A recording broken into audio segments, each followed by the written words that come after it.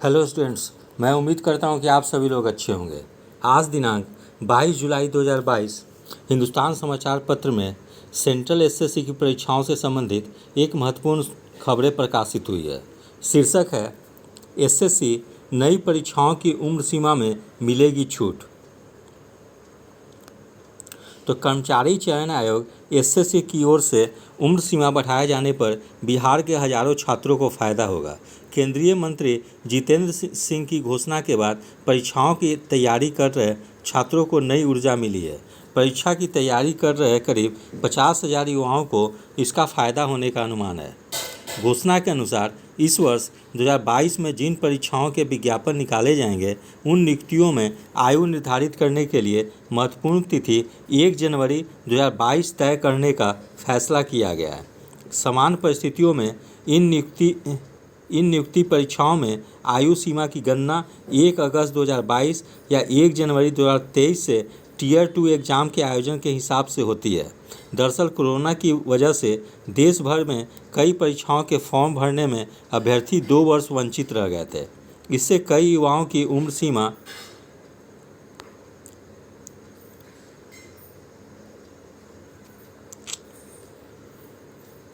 सीमा समाप्त हो गई थी। ठीक है, एसएससी की परीक्षाओं के लिए समाप्त हो गई थी। इसी को ध्यान में रखकर केंद्र सरकार ने बड़ा फैसला लिया है। फिर है उम्र सीमा में छूट मिलने से अभ्यर्थी उत्साहित।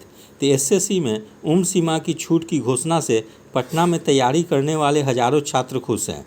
बिहार में एसएससी की तैयारी करने वाले छात्रों की संख्या लाखों में होती है।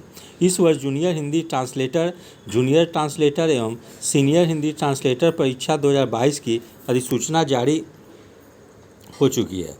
इसके लिए आवेदन की प्रक्रिया शुरू हो गई है। इसकी परीक्षा का संभावित तिथि अक्टूबर में जारी की गई है। इसी तरह से दिल्ली पुलिस व सीएपीएफ सब इंस्पेक्टर एसआई भर्ती परीक्षा 2022 का अधिसूचना 10 अगस्त को जारी होगी। आवेदन 30 अगस्त तक लिए जाएंगे। नवंबर में परीक्षा होगी। जूनियर इंजीनियर परीक्षा 2022 की अधिसूचना 12 अगस्त को जारी होगी। टीयर 1 परीक्षा नवंबर 2022 में संभावित है। इन सब में अभ्यर्थियों को फायदा होगा। फिर एसएससी सीजीएल की परीक्षा दिसंबर में। तो एसएससी सीजीएल 2022 की अधिसूचना 10 सितंबर को जारी करेगा। इसकी परीक्षा दिसंबर 2022 में होने की संभावना है। साइंटिफिक असिस्टेंट आईएमडी परीक्षा 2022 की अधिसूचना 15 सितंबर को आएगी। परीक्षा दिसंबर में होगी। दिल्ली पुलिस एमटीएस वैकेंसी 2022 की अधिसूचना 7 अक्टूबर को जारी होगी। जनवरी-फरवरी 2023 में इसकी परीक्षा होगी। एसएससी सीएचएसएल 2022 की अधिसूचना 5 नवंबर को आएगी। आवेदन 4 दिसंबर तक लिए जाएंगे।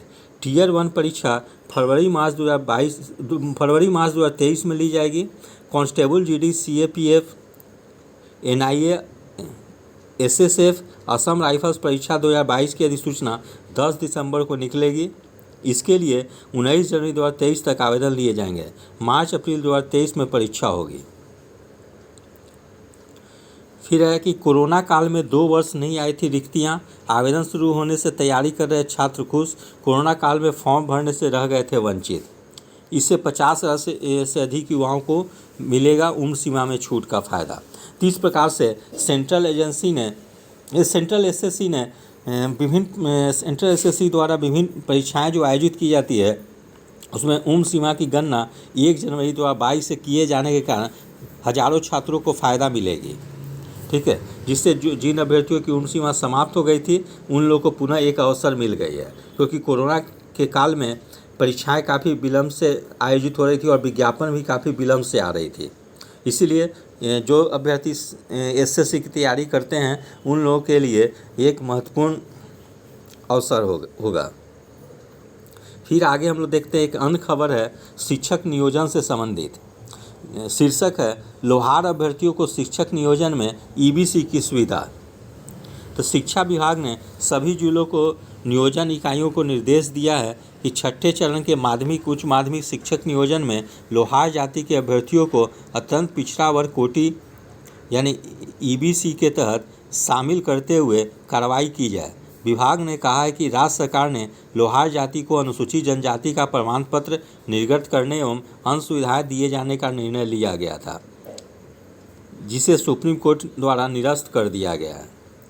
सुप्रीम कोर्ट के न्याय निर्णय के आलोक में समान प्रशासन विभाग द्वारा 19 अप्रैल 2022 को लोहार जाति को राज्य के अधीन अत्यंत पिछड़ा वर्ग को देय आरक्षण सहित अन्य सभी सुविधाएं पूर्व की भांति अनुमान होने का आदेश निर्गत किया गया है। इसी को लेकर शिक्षा विभाग के माध्यमिक शिक्षा निदेशक मनोज कुमार ने सभी क्षेत्रीय शिक्षा उप निदेशक, जिला शिक्षा पदाधिकारी व नियोजन इकाइयों को उक्त पत्र जारी किया है। इनके साथ ही नगर निकाय व जिला परिषद नियोजन इकाइयों के प्रमुखों को भी आदेश की प्रति भेजते हुए माध्यमिक निदेशक ने अनुवर्ती कार्रवाई करने का आदेश दिया गया। तो इस प्रकार से आज के हिंदुस्तान समाचार पत्र में सेंट्रल एसएससी की परीक्षा से संबंधित और शिक्षक नियोजन में लोहार अभ्यर्थियों को ईबीसी कैटेगरी में शामिल करने से संबंधित महत्वपूर्ण खबरें दी गई थी। मैं उम्मीद करता हूं कि इससे आप लोग लाभान्वित हुए होंगे। यदि आप सभी लोगों को मेरा चैनल अच्छा लगा हो, इसे लाइक से और सब्सक्राइब करें। धन्यवाद। Take care.